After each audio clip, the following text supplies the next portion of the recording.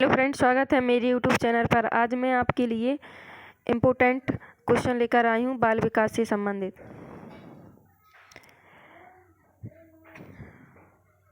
Question number पहला,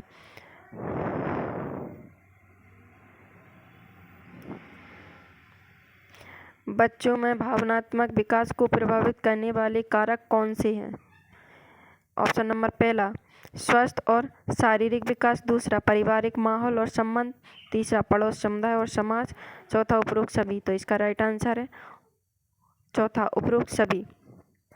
अगला question है, बच्चों में भावनात्मक विकास को प्रभावित करने वाले। ऑप्शन नंबर पहला, स्वास्थ्य और शारीरिक विकास। शारीरिक विकास भावनात्मक विकास को कई तरह से प्रभावित करता है, जैसे व्यक्ति अलग अलग दरों पर विकसित होते हैं, शारीरिक परिवर्तन आदि। बच्चों में भावनात्मक विकास को प्रभावित करने वाले, तो ऑप्शन के साथ थोड़ी सी डिटेल है। ऑप्शन नंबर पहला, स्वास्थ्य और शारीरिक विकास। शारीरिक विकास भावनात्मक विकास को कई तरह से प्रभावित करते हैं, जैसे व्यक्ति अलग अलग दरों पर विकसित होते हैं, शारीरिक परिवर्तन आदि। ऑप्शन नंबर दूसरा, पारिवारिक वातावरण और संबंध। परिवार और वातावरण में संबंध जिस तरह से वे अपनी भावनाओं को व्यक्त करते हैं, वह बच्चे के भावनात्मक विकास को प्रभावित करता है। अगर माता पिता अपने व्यवहार में स्थिरता दिखाते हैं तो बच्चे भी उनके कनेक्शन दम पर चलते हैं। अगर माता पिता हिंसक व्यवहार करते हैं तो वे भी वही अपनाते हैं। तीसरा, पड़ोस, समुदाय और समाज। पड़ोस, समुदाय और समाज बच्चे के भावनात्मक विकास को प्रभावित करते हैं। इस प्रकार यह निष्कर्ष निकाला जाता है कि उपरोक्त सभी विकल्प बच्चे के भावनात्मक विकास को प्रभावित करते हैं।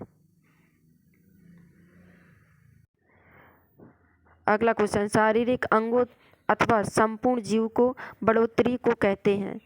ऑप्शन नंबर पहला, समृद्धि। दूसरा, विकास। तीसरा, परिपक्वता। चौथा, क्रम विकास। तो शारीरिक अंगों अथवा संपूर्ण जीव को बढ़ोतरी को कहते हैं ऑप्शन नंबर पहला। इम्पोर्टेंट पॉइंट्स है, वृद्धि का तात्पर्य समय के साथ कुछ मात्रा में होने वाली भौतिक वृद्धि से है। इसमें ऊंचाई, वजन, शरीर के अनुपात और सामान्य शारीरिक बनावट के संदर्भ में परिवर्तन शामिल है। दूसरा, वृद्धि आकार में परिवर्तन, अनुपात में पुरानी विशेषताओं का लुप्त होना और नई विशेषताओं का अर्जन है। वृद्धि संरचनात्मक और शारीरिक परिवर्तन को संदर्भित करती है। इस प्रकार वृद्धि का तात्पर्य संपूर्ण या उसके किसी भाग के भौतिक आकार में वृद्धि से है और इसे मापा जा सकता है। इसीलिए शारीरिक अंगों अथवा संपूर्ण जीव को बढ़ोतरी को समृद्धि कहा जाता है।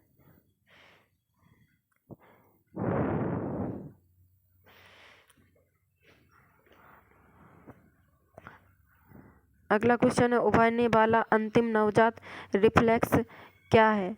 ऑप्शन नंबर पहला, रूटिंग रिफ्लेक्स। दूसरा, ग्रास्प रिफ्लेक्स। तीसरा, बेबिस्की रिफ्लेक्स। चौथा, मोरो रिफ्लेक्स। इसका आंसर है तीसरा। और जैसा कि बेबिस्की रिफ्लेक्स का मतलब जब बच्चे के पैर के तलवे को मजबूत से सहलाया जाता है तो उसका अंगूठा पैर के ऊपर की ओर मुड़ जाता है तथा अन्य पैर की उंगलियां बाहर की ओर फैल जाती हैं। दूसरा, यह प्रतिवर्त सामान्यता जन्म से ही मौजूद रहता है और जैसे ही बच्चा चलना शुरू करता है यह धीरे धीरे कम होने लगता है तथा आमतौर पर 12 से 24 महीने की उम्र के बीच गायब हो जाता है। अगला क्वेश्चन है, नवजात शिशु के सिर की सामान्य परिधि होती है 30 से 32 सेंटीमीटर, 35 से 37 सेंटीमीटर, 31 से 33 सेंटीमीटर, 33 से 35 सेंटीमीटर। इसका राइट आंसर है 33 से 35 मीटर। सिर की परिधि, औसत नवजात शिशु के सिर की परिधि लगभग 13 से 13.3 से 4 इंच 35 सेंटीमीटर मापी जाती है, जो कि एक महीने में 15 इंच 38 सेंटीमीटर तक बढ़ जाती है। चूँकि लड़के लड़कियों की तुलना में थोड़े बड़े होते हैं, उनके सिर भी बड़े होते हैं। हालांकि औसत अंतर 1.2 इंच 1 सेंटीमीटर से कम होता है। हेलो, अगला क्वेश्चन, सामाजिक विकास अनिवार्य रूप से एक विषय है।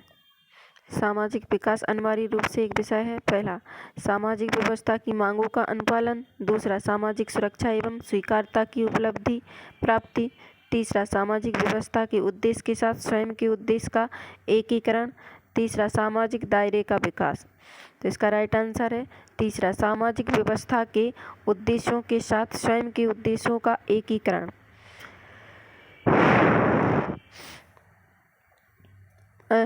अगला क्वेश्चन है, प्रारंभिक बालावस्था में सोने का समय दुश्चिंता का एक रूप ला सकता है और बच्चा इससे बचने के लिए वह सब कुछ कर सकता है जो वह कर सकता है। ऑप्शन नंबर पहला, घबराहट विकार। दूसरा, सांस्कृतिक। तीसरा, सामाजिक। चौथा, वियोगज। तो इसका राइट आंसर है चौथा, वियोगज। सभी बच्चे कुछ दुश्चिंता महसूस करते हैं, यह बड़े होने का एक सामान्य लक्षण है। बहुत छोटे बच्चों में वियोग दुश्चिंता सामान्य है। 18 महीने से 3 वर्ष की आयु के लगभग सभी बच्चों में वियोगज दुश्चिंता होती है और वे अपने माता पिता के ज़्यादातर करीब रहते हैं। अगला क्वेश्चन, जीन पियाजे द्वारा दी गई संवेदी गत्यात्मक अवस्था में बच्चे का लक्षण निम्नलिखित होता है। तो पहला, परिवेश की पहचान एवं अनुकृति। दूसरा, बच्चे में क्रियात्मक समझ। तीसरा, देखी गई चीज की अनुपस्थिति में भी नकल प्रवृत्ति। उपरोक्त सभी। इसका राइट आंसर है पहला, परिवेश की पहचान एवं अनुकृति। जीन पियाजे के अनुसार, जीन पियाजे के बाल विकास के सिद्धांत के अनुसार सेंसरी मोटर चरण आपके बच्चे के जीवन का पहला चरण है। यह जन्म से शुरू होता है और तब तक चलता रहता है जब तक बच्चा 2 साल की उम्र तक नहीं पहुंच जाता है, जहां बच्चा इस अवधि में अपने परिवेश से जुड़कर और अपनी इंद्रियों का उपयोग करके दुनिया के बारे में सीखता है। जीन पियाजे के संज्ञानात्मक विकास सिद्धांत के अनुसार बच्चे अपने जीवन के पहले 2 वर्षों तक चलने वाले सेंसरी मोटर चरण के दौरान व्यवहार को दोहराना और अपने परिवेश से कम करना सीखते हैं। अगला क्वेश्चन है, शारीरिक विकास के संदर्भ में बच्चे पहले प्राप्त करते हैं फिर डेडेस के कौशल सीखते हैं। तो ऑप्शन नंबर पहला, सूक्ष्म गतिक कौशल, स्थूल मांसपेशियों का विकास उपयोग। दूसरा, स्थूल गतिक कौशल, सूक्ष्म मांसपेशियों का विकास। तीसरा, भाषा विश्लेषणात्मक तर्क। चौथा, विश्लेषणात्मक तर्क भाषा। इसका राइट आंसर है दूसरा, स्थूल गतिक कौशल, सूक्ष्म मांसपेशियों का उपयोग। कुछ इसके बारे में डिटेल। स्थूल गतिक कौशल में बड़े मांसपेशी समूहों का उपयोग और रेंगन, चलने और दौड़ने जैसी गतिविधियों पर नियंत्रण का विकास शामिल है। ये कौशल पहले छोटे बच्चों में आमतौर पर जीवन के पहले वर्ष के दौरान विकसित होते हैं। स्थूल गतिक कौशल में बड़े मांसपेशियों समूहों का उपयोग और रेंगने, चलने और दौड़ने जैसी गतिविधियों पर नियंत्रण का विकास शामिल है। ये कौशल पहले छोटे बच्चों में आमतौर पर जीवन के पहले वर्ष के दौरान विकसित होते हैं। और सूक्ष्म गतिक कौशल में छोटे मांसपेशी समूहों का उपयोग और वस्तुओं को पकड़ने, पहुंचने और हेरफेर करने जैसी गति पर नियंत्रण का विकास शामिल है। ये कौशल स्थूल गतिक कौशल की तुलना में बाद में विकसित होते हैं और इसके लिए अधिक सटीकता और समन्वय की आवश्यकता होती है। इस प्रकार यह निष्कर्ष निकाला गया है कि शारीरिक विकास के संदर्भ में बच्चे सूक्ष्म मांसपेशियों का उपयोग करने की क्षमता प्राप्त करने से पहले स्थूल गतिक कौशल प्राप्त करते हैं। अगला क्वेश्चन है, जैसे जैसे बच्चा बढ़ता है रेडेस को विकसित करता है। तो पहला उदासीनता, दूसरा आवश्यकताओं, तीसरा अनिच्छा, चौथा उपरोक्त सभी। तो इसका राइट आंसर है दूसरा आवश्यकताओं। आवश्यकताओं के प्रकार, इम्पोर्टेंट पॉइंट। आवश्यकताओं के प्रकार बचाव, सुरक्षा और संरक्षण, दूसरा प्यार और स्नेह, तीसरा समझ और स्वीकार स्वीकृति, स्वास्थ्य और पोषण की आवश्यकता, खेल प्रारंभिक उद्दीपक और अधिगम की आवश्यकताएं। इसीलिए हम यह निष्कर्ष निकाल सकते हैं कि जैसे जैसे बच्चा बढ़ता है वह नई आवश्यकताओं को विकसित करता है। अगला क्वेश्चन है, निम्न में से क्या शारीरिक विकास में शामिल नहीं है?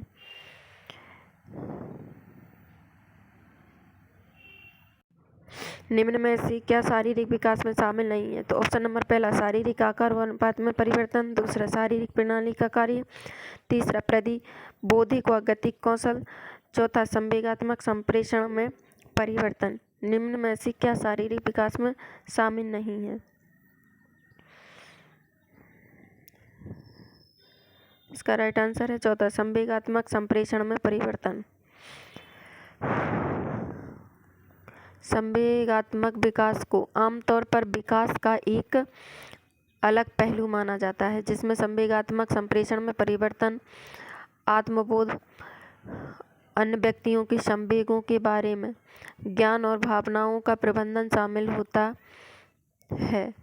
अतः संवेगात्मक संप्रेषण में परिवर्तन शारीरिक विकास से संबंधित नहीं है, बल्कि संवेगात्मक या सामाजिक संवेगात्मक विकास में सम्मिलित होता है। अगला क्वेश्चन है, वस्तु स्थायित्व की अवधारणा एक महत्वपूर्ण खोज है। ऑप्शन नंबर पहला पूर्व संक्रियात्मक अवस्था, दूसरा औपचारिक संक्रियात्मक अवस्था, तीसरा संवेदिक पेशीय अवस्था, चौथा इनमें से कोई नहीं। इसका राइट आंसर है तीसरा संवेदिक पेशीय अवस्था। अगला क्वेश्चन, वस्तु स्थायित्व की अवधारणा संवेदिक पेशीय अवस्था की एक महत्वपूर्ण खोज क्योंकि इसकी थोड़ी सी डिटेल।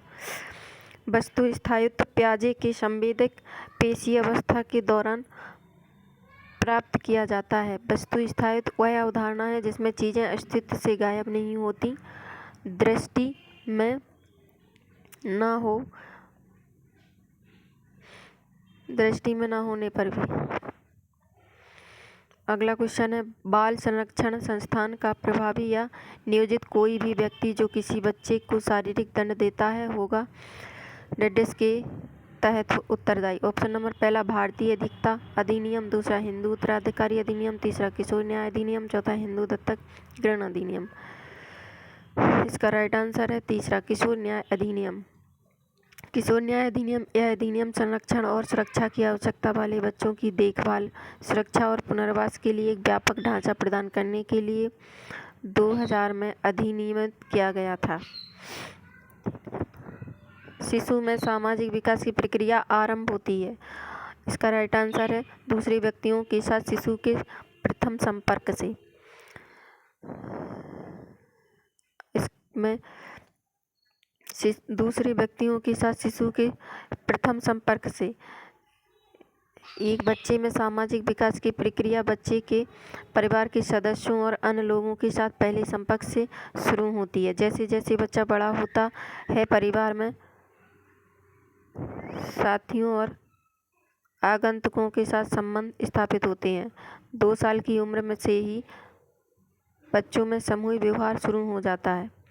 इसलिए हम निष्कर्ष निकाल सकते हैं कि एक बच्चे में सामाजिक विकास की प्रक्रिया दूसरे व्यक्तियों के साथ शिशु के प्रथम संपर्क से शुरू होती है। अगला क्वेश्चन है, किंडरगार्टन का शाब्दिक अर्थ है बच्चों का विद्यालय, दूसरा बच्चों का अधिगम, तीसरा बच्चों का बगीचा, चौथा बच्चों के खेल का मैदान। तो इसका राइट आंसर है तीसरा बच्चों का बगीचा। प्रोफेल ने बालावस्था के सर्वोपरि महत्व को महसूस किया और 1837 में ब्लैकबर्ग में 4 और 6 साल के बीच के बच्चों के लिए एक संस्थान पहल किंडरगार्टन खोला। किंडरगार्टन एक जर्मन शब्द है जिसका शाब्दिक अर्थ है बच्चों का बगीचा है। किंडरगार्टन की विशेषताएं इस प्रकार हैं। निःशुल्क स्वयं गतिविधि। यह बच्चे के लिए निःशुल्क व स्वयं गतिविधि प्रदान करता है ताकि बच्चे को अपने आवेग और उद्देश्यों को पूरा करने का अवसर मिले। अगला क्वेश्चन है, संवेदीगामक अवस्था की समस्या अवधि क्या है? निकटतम उत्तर चुनें। इसका राइट आंसर है 0 से 2 वर्ष। पियाजे के संज्ञानात्मक सिद्धांत की 4 गुणात्मक अवस्थाओं में निम्न शामिल हैं। संवेदीगामक अवस्था। पियाजे द्वारा प्रस्तावित संज्ञानात्मक विकास की पहली अवस्था को संवेदीगामक अवस्था के रूप में जाना जाता है। यह जन्म से 2 वर्ष की आयु तक होती है। पियाजे का मानना था कि शिशु सक्रिय शिक्षार्थी होते हैं जो अपने वातावरण में उद्दीपन के प्रति उत्तरदायी होते हैं। वे जल्दी से सीखते हैं और तत्काल पर्यावरण की विभिन्न विशेषताओं के बीच अंतर करते हैं। पूर्व संक्रियात्मक अवस्था, मूर्त संक्रियात्मक अवस्था, औपचारिक संक्रियात्मक अवस्था। अधिगम की गति। और अगला क्वेश्चन, अधिगम की गति। ऑप्शन नंबर पहला, पूरी तरह व्यक्तिगत कारकों पर निर्भर। दूसरा, पूरी तरह वातावरणीय कारकों पर निर्भर। तीसरा, व्यक्तिगत और वातावरणीय कारकों की पारस्परिक क्रिया पर निर्भर। चौथा, व्यक्तिगत और वातावरणीय कारकों दोनों से स्वतंत्र है। इसका राइट आंसर है व्यक्तिगत और वातावरणीय कारकों दोनों से स्वतंत्र है। अगला क्वेश्चन, निम्न में से कौन सा व्यवहार पैटर्न पूर्व बाल अवस्था के दौरान सामाजिक परिस्थितियों में असामाजिक व्यवहार पैटर्न के रूप में माना जा सकता है? इसका राइट आंसर है आत्म केंद्रण। दूसरा। अगला क्वेश्चन है, बाल अधिकार संरक्षण आयोग अधिनियम 2005 को लागू करने के लिए कौन सा मंत्रालय जिम्मेदार है? इसका राइट आंसर है चौथा, महिला एवं बाल विकास मंत्रालय। अगला इसकी डिटेल, बाल अधिकार संरक्षण आयोग अधिनियम 2005 एक भारतीय कानून है जो देश भर में बच्चों की भलाई, अधिकार और विकास की सुरक्षा और बढ़ावा देने के लिए राष्ट्रीय बाल अधिकार संरक्षण आयोग NCPCR की स्थापना करता है। किशोर। अगला क्वेश्चन, किशोर न्याय बालकों की देखरेख और संरक्षण अधिनियम 2015 की धारा 235 के अनुसार किशोर का अर्थ 18 से कम आयु का बच्चा है। इसका राइट आंसर है 18 वर्ष से कम। अगला क्वेश्चन है, किशोर न्याय बालकों की देखभाल और संरक्षण अधिनियम 2015 की धारा 235 के अनुसार किशोर का अर्थ 18 वर्ष से कम आयु का बच्चा है। अगला क्वेश्चन है, भावनात्मक विकास का हिस्सा है। ऑप्शन नंबर पहला, क्रियात्मक मोटर विकास। दूसरा, संज्ञानात्मक विकास। तीसरा, मनोसंज्ञा सामाजिक विकास। चौथा, संवेदी विकास। इसका राइट आंसर है तीसरा, मनोसामाजिक विकास।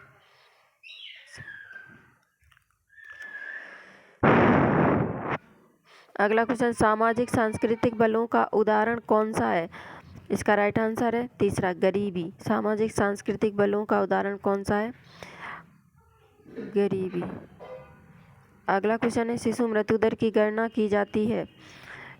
इसका राइट आंसर है दूसरा, जन्म वाले प्रति 1000 शिशुओं के आधार पर। अगला क्वेश्चन है, IMR शिशु मृत्यु दर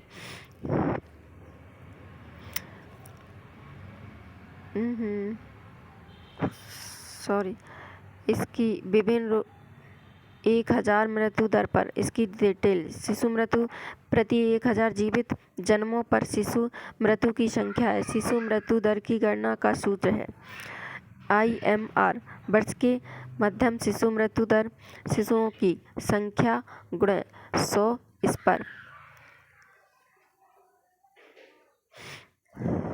शिशु मृत्यु दर की गणना प्रत्येक 1000 बच्चे के जन्म के आधार पर की जाती है। अगला क्वेश्चन है, MBD है। ऑप्शन नंबर पहला, मैक्सिमम ब्रेन डैमेज। दूसरा, मिनिमल ब्रेन डैमेज, न्यूनतम मस्तिष्क क्षति। तीसरा, मिनिमाइज ब्रेन डैमेज, चौथा मैक्सिमाइज ब्रेन डैमेज। इसका राइट आंसर है दूसरा, मिनिमल ब्रेन डैमेज। 1960 के दशक में मिनिमल ब्रेन डिसफंक्शन उन बच्चों के समूह का वर्णन करने वाली परिभाषा थी जिनके पास अवधान, भाषा, ध्यान, आवेग नियंत्रण और गत्यात्मक नियंत्रण हानि का संयोजन था। अगला क्वेश्चन, बालावस्था की शुरुआती दौर भावनात्मक विकास के लिए एक काल होता है। इसका राइट आंसर है पहला, संवेदनशील। अगला क्वेश्चन है, प्रारंभिक बालावस्था देखभाल और शिक्षा के बच्चों के लिए निम्नलिखित में से कौन सा सबसे उपयुक्त शिक्षण सहायक उपकरण होगा। इसका राइट आंसर है कठपुतली प्रदर्शनी। बालावस्था देखभाल और शिक्षा में बच्चों के लिए कठपुतली प्रदर्शनी सबसे उपयुक्त शिक्षण सहायक उपकरण होगा। कठपुतली ने सदियों से सभी आयु के लोगों को, लेकिन विशेष रूप से बच्चों को आकर्षित किया। कठपुतली प्रदर्शनी एक प्रभावी संचार लोक दृष्टिकोण है जो कई संस्कृतियों में प्रचलित है। वे शिक्षार्थियों के लिए रुचि शैक्षिक अनुभव है। कठपुतलियाँ बनाना, आलेख लिखना और प्रदर्शनी का पूर्वाभ्यास और प्रदर्शन कक्षा और समुदाय दोनों में नए कौशल सीखने और अभ्यास करने के अवसर प्रदान करता है। अगला क्वेश्चन है, विद्यार्थी बेहतर तरीके से तब सीखते हैं जब गतिविधियाँ, ऑप्शन नंबर पहला, विद्यार्थियों के जीवन से अप्रासंगिक हो, दूसरा संदर्भ अनुसार हो और वास्तविक जीवन में अनुप्रयोग हो, तीसरा विद्यार्थी के पूर्व ज्ञान को जागृत न करती हो, विद्यार्थी के संज्ञानात्मक स्तर से बहुत परे ऊपर हो। इसका राइट आंसर है दूसरा, संदर्भ अनुसार हो और वास्तविक जीवन में अनुप्रयोग हो। इसका राइट आंसर दूसरा है। अगला क्वेश्चन, बच्चों के विकास की प्रक्रिया किस प्रकार की होती है। ऑप्शन नंबर पहला, एक समान और क्रमानुसार, दूसरा एक समान और अव्यवस्थित, तीसरा व्यक्तिगत और क्रमानुसार, चौथा व्यक्तिगत और अव्यवस्थित। इसका राइट आंसर है तीसरा, व्यक्तिगत और क्रमानुसार।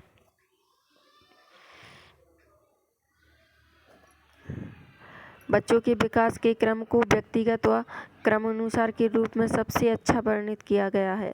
व्यक्तिगत शब्द स्वीकार करता है कि प्रत्येक बच्चा अद्वितीय है और विकास की अपनी गति और प्रक्षेप वक्र का अनुसरण कर सकता है। यद्यपि सामान्यतः स्वीकृत महत्वपूर्ण तथ्य और अवस्थाएं होती हैं जिनसे बच्चे होकर गुजरते हैं। क्रमानुसार शब्द इंगित करता है कि विकास एक विशिष्ट क्रम में घटित होता है जहां कुछ कौशल या क्षमताएं पिछले वाले पर निर्भर होती हैं। उदाहरण के लिए, बच्चे सामान्यतः चलना सीखने से पहले रैंक का चलना सीखते हैं और वे शब्द बोलना शुरू करने से पहले सरल ध्वनि उत्पन्न करना सीखते हैं। अगला क्वेश्चन है, निम्न में से कौन सा शारीरिक गतिविधि चुनने का लाभ है। इसका राइट आंसर है मानसिक स्वास्थ्य में सुधार। अगला क्वेश्चन है, जीवन की प्रारंभिक अवस्थाओं में यदि शिशु को प्राथमिक देखभालकर्ता द्वारा देखभाल का निरंतरता नहीं प्रदान की जाती है तो इससे क्या होगा। इसका राइट आंसर है अविश्वास।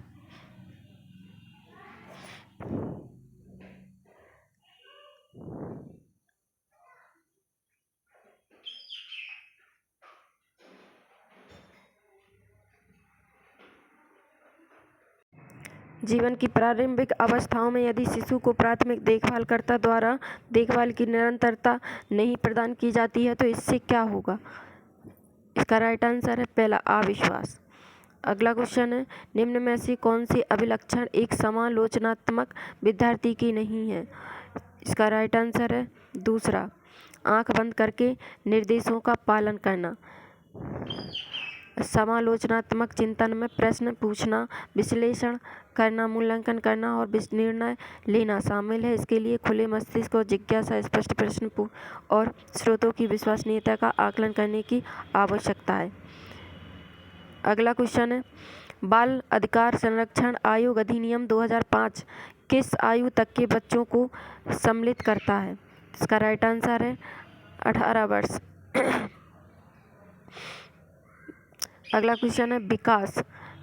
इसका ऑप्शन नंबर पहला शरीर के मध्य से बाहर की दिशा में होता है। इसका राइट आंसर पहला है, शरीर के मध्य से बाहर की दिशा में होता है। अगला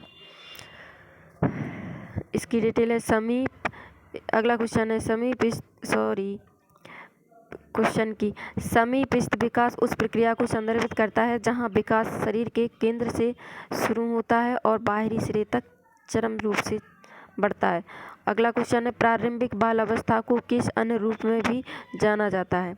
तो इसका राइट आंसर है चौथा टॉय आयु। अगला क्वेश्चन है बाल अवस्था से तात्पर्य मानव जीवन की उस अवधि से है जो जन्म से लेकर यौवन तक है। तो इसका ऑप्शन नंबर पहला, इसमें 2 चरण प्रारंभिक और उत्तर बाल अवस्था शामिल है। प्रारंभिक बाल अवस्था 2 से 7 वर्ष की आयु के बीच होती है।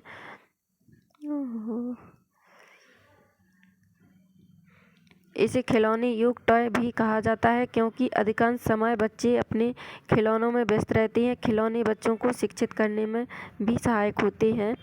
यह आंसर नंबर चौथे की डिटेल है। अगला क्वेश्चन है 6 से 11 वर्ष तक की अवस्था को क्या कहा जाता है? इसका राइट आंसर है मध्य बाल अवस्था।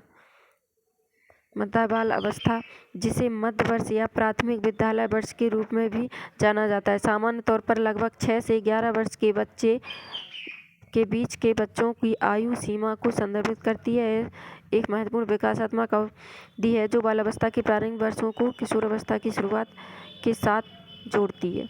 अगला क्वेश्चन है किस आयु में बच्चे शब्दों के खेल में शामिल हो सकते हैं और ऐसे चुटकुलों और पहेलियों को पसंद कर सकते हैं जिनमें शब्दों का खेल शामिल हो?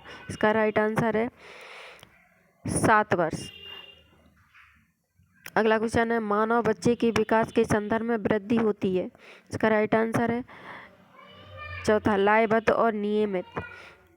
अगला क्वेश्चन है सामाजिक विकास को प्रभावित करने वाले मुख्य कारक हैं। ऑप्शन नंबर पहला सामाजिक कौशल के विकास, दूसरा सामाजिक व्यवस्था की मांगों के अनुपालन, तीसरा सामाजिक सुरक्षा और स्वीकृति की प्राप्ति, चौथा सामाजिक व्यवस्था के साथ किसी के उद्देश्यों के एकीकरण। इसका राइट आंसर चौथा है। अगला क्वेश्चन है MMPI का पूर्ण रूप है। इसका राइट आंसर है मिनेसोटा बहुभाषी व्यक्तित्व सूची।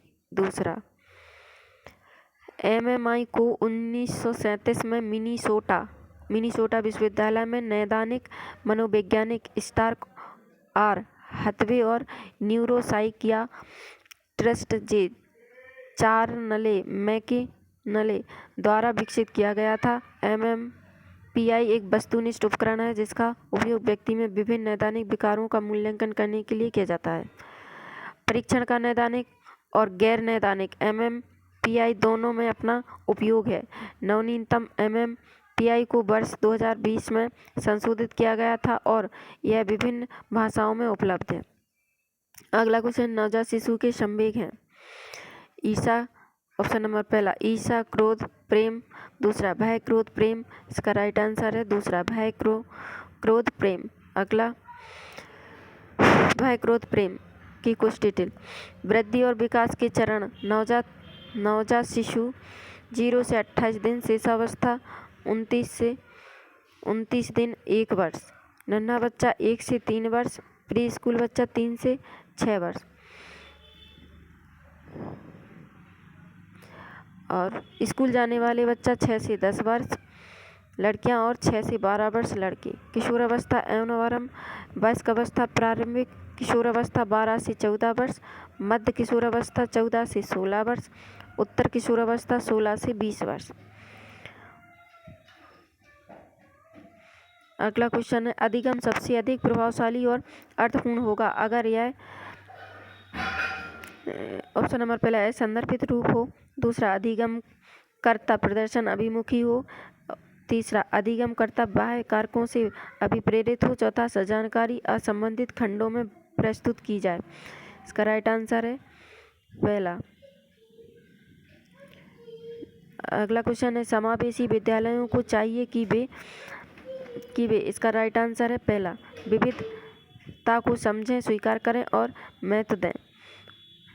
समावेशी विद्यालय समझते हैं कि विविधता एक कमजोरी नहीं बल्कि एक क्षमता है। वे मानते हैं कि प्रत्येक छात्र कक्षा में कुछ भिन्न लेकर आता है और वे छात्रों द्वारा प्रस्तुत किए जाने वाले विभिन्न दृष्टिकोणों और अनुभवों को महत्व देते हैं। अगला क्वेश्चन है समावेशन के बारे में कौन सा कथन सही नहीं है? तो इसका राइट आंसर है पहला, समावेशन केवल एक खास वर्ग के व्यक्ति जो दिमाग है उनकी ज़रूरतों के अनुरूप पाठ चर्चा के अनुकूलन पर केंद्रित है। यह कथन गलत है, यह कथन सही है। सॉरी, मतलब इसमें पूछा है समावेशन के बारे में कौन सा कथन सही नहीं है, तो यह कथन सही नहीं है। अगला क्वेश्चन है एक नवजात शिशु का औसत तापमान कितना होता है? तो एक नवजात शिशु का औसत तापमान 36.5 से 37.5 डिग्री सेल्सियस तक।